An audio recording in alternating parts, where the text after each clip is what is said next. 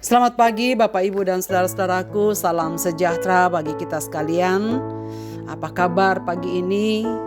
Harapan dan doa saya kita semua sudah bangun pagi, membuka mata kita, menyaksikan anugerah Tuhan yang baru bagi setiap kita.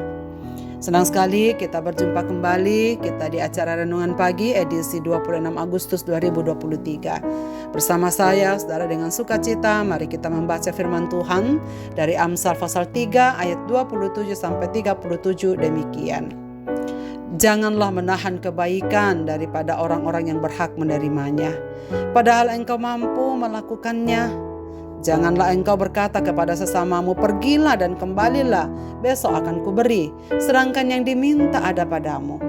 Janganlah merencanakan kejahatan terhadap sesamamu, sedangkan tanpa curiga ia tinggal bersama-sama dengan engkau. Janganlah bertengkar tidak semena-mena dengan seseorang, jikalau ia tidak berbuat jahat kepadamu. Janganlah iri hati kepada orang yang melakukan kelaliman, dan janganlah memilih satupun dari jalannya.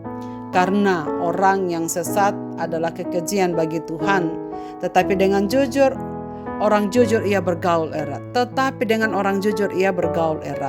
Kutuk Tuhan ada di dalam rumah orang fasik, tetapi tempat kediaman orang benar diberkatinya. Apabila ia menghadapi pencemooh, maka ia pun mencemooh, tetapi orang yang rendah hati dikasihaninya. Orang yang bijak akan mewarisi kehormatan, tetapi orang yang bebal akan menerima cemooh. Hidup dalam kebaikan. Saudara-saudara pendengar renungan pagi yang dikasihi Tuhan, kita umat makhluk sosial yang diciptakan oleh Tuhan tidak bisa bergantung kepada diri sendiri. Kita adalah makhluk yang hanya bisa hidup bersama orang lain. Kita tidak dicipta secara eksklusif. Karena itu kita harus hidup bersosialisasi dengan orang lain di dalam lingkungan, minimal di dalam keluarga kita. Hikmat memberikan arahan tentang bagaimana seharusnya orang percaya berhubungan, berinteraksi dengan orang-orang yang ada di sekitarnya. Orang berhikmat harus berbuat baik kepada mereka yang memerlukan. Ia tidak boleh menolak jika memang mampu melakukannya, dan tidak perlu menunda-nunda sebagaimana ayat 27 dan 28. Saudara-saudaraku masih ingat peribahasa, sesal dahulu pendapatan, sesal kemudian tak berguna. Peribahasa tersebut bisa menjadi gambaran penyesalan kalau kita menunda melakukan kebaikan dan berdampak pada penderitaan orang lain. Padahal sebenarnya kita mampu melakukan perbuatan baik. Ataukah memilih untuk tidak melakukan kebaikan karena tak ada keinginan dan sengaja cuek untuk kebutuhan orang lain, karena kita merasa bahwa urusanmu adalah bukan urusanku. Jadi baiklah kita mengurus diri sendiri. Saudara sekalian, ajakan untuk hidup dalam kebaikan itu disampaikan juga oleh penulis Amsal. Pertama, kita harus memberikan kepada semua orang apa yang sepantasnya diterima, baik karena keadilan maupun karena belas kasihan, dan janganlah menunda-nunda melakukannya. Saudara sekalian, kita tahu bahwa Tuhan memberikan kita banyak berkat. Sebenarnya kita diberkati bukan untuk kita nikmati sendiri, tetapi untuk kita bisa bagikan kepada orang lain. Sayangnya, kita kadang-kadang tidak bisa mengerti mengapa Tuhan mencukupkan apa yang kita perlu. Sebuah kesalahan besar jika kita tidak melakukan hal yang adil atas hak orang lain, atau tidak menunjukkan belas kasihan kepada orang yang sungguh-sungguh memerlukan. Kita tidak boleh mencari-cari alasan untuk tidak melakukan apa yang menjadi kewajiban kita. Juga tidak boleh merasa bahagia atas penderitaan yang dirasakan orang lain. Saudara sekalian, tetapi teramat sering kita menyaksikan orang lain menderita, orang lain kesusahan, orang lain kekurangan, tetapi kita berpangku tangan. Kita tak dapat melakukan atau tak mau melakukan apa-apa untuk mereka. Hal yang kedua, orang yang berhikmat bisa berinteraksi dengan orang lain, diingatkan untuk tidak mencari-cari masalah yang dapat menimbulkan perpecahan dan pertengkaran. Janganlah berupaya untuk merencanakan secara tersembunyi perbuatan-perbuatan jahat yang dapat mencelakai orang lain. Jika kita anggap baik oleh seseorang, tetapi kemudian kita melakukan tindakan yang mencelakainya, hal itu adalah tindakan yang keji. Ataukah pura-pura baik di depannya, tetapi di dalam hati atau di belakangnya berbeda. Kita bisa bermulut manis di depannya, tetapi setelah itu kita akan menceritakan kejelekan-kejelekannya kepada orang lain. Ataukah kita bisa menjadi musuh dalam selimut? Yang ketiga, bagaimanakah orang yang berhikmat itu bersosialisasi dengan sesamanya? Kita diajak dalam teks ini untuk tidak iri hati kepada para pelaku kejahatan. Meskipun kelihatannya mereka hidup dalam kelimpahan, tentu sebenarnya hidup mereka tidaklah bahagia. Tak ada untungnya kita meniru mereka. Tak ada untungnya kita sakit hati kepada mereka. Tak ada untungnya juga untuk kecewa.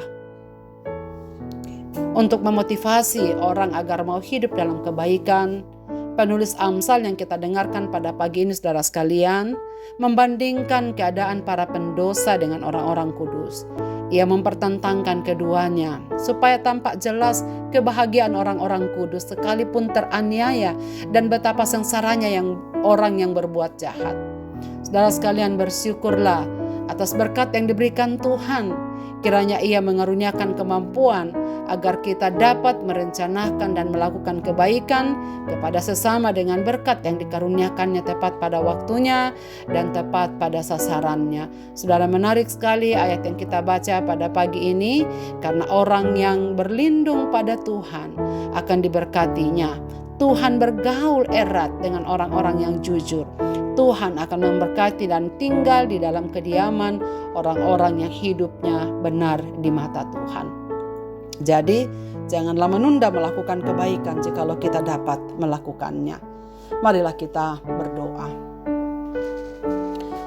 Bapa di sorga, terima kasih banyak untuk firman-Mu pada pagi ini. Kami tertunduk malu di hadapan-Mu ya Tuhan. Karena kadang kami bisa melakukan kebaikan. Kami dapat membantu orang lain. Kami sesungguhnya dapat mengambil bagian di dalam kekurangan, kesengsaraan, ataupun kesedihan orang lain. Tapi kadang-kadang kami melipat tangan kami menutup mata kami, dan tak peduli. Ampuni kami ya Tuhan, karena sesungguhnya Tuhan selalu mempedulikan kami dan selalu memberkati kami serta memberi kami apa yang kami perlukan setiap saat. Tetapi kadang-kadang kami tak mampu untuk menjadi perpanjang tanganan Tuhan, untuk melakukan kebaikan, menolong orang-orang yang membutuhkannya di sekitar kami. Ya Tuhan, biarkanlah firman-Mu pada pagi ini menguatkan kami, supaya kami hidup di tengah-tengah masyarakat dimanapun kami berada sebagai orang-orang yang berhikmat. Yang Tuhan berikan kesanggupan untuk sesungguhnya melakukan kebaikan. Ampuni kami karena kadang-kadang kami menunda-nunda melakukan kebaikan kepada orang lain, bahkan sama sekali tidak melakukannya. Ya Tuhan, biarkanlah pagi ini firman-Mu menegur kami, agar kami berupaya melakukannya di saat-saat yang akan datang. Bantulah kami ya Tuhan, supaya kami mampu mengulurkan tangan kami bagi mereka yang membutuhkannya. Pada pagi ini Bapa, kami serahkan segenap hidup kami dalam tangan-Mu.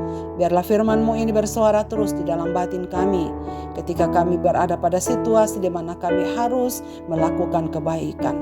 Kepadamu ya Tuhan, hamba-Mu berdoa bagi segenap pendengar renungan pagi dimanapun mereka berada pagi ini. Dalam segala kesusahan hidup mereka, Engkau yang Maha Tahu. Tolonglah mereka. Dalam segala penderitaan yang mereka alami Tuhan, hiburkanlah mereka, kuatkan mereka, dan berilah mereka jalan keluar. Biarlah mereka bersabar menanti waktu Tuhan, karena sesungguhnya Engkau terus berproses untuk melakukan kebaikan bagi mereka yang menanti pertolongan-Mu dengan penuh harap, penuh iman, dan penuh percaya. Kami mohon ya Tuhan, supaya hidup kami sebagai anak-anak-Mu di tengah dunia ini sebagai umat-Mu yang sanggup untuk melakukan banyak kebaikan. Di dalam tangan-Mu ya Tuhan, kami serahkan hidup ini. Sambut kami, umat-umat-Mu berseru dalam Kristus Tuhan Juru Selamat kami. Amin. Selamat beraktivitas Bapak, Ibu, dan saudara-saudaraku. Tuhan Yesus memberkati kita sekalian dengan firman ini.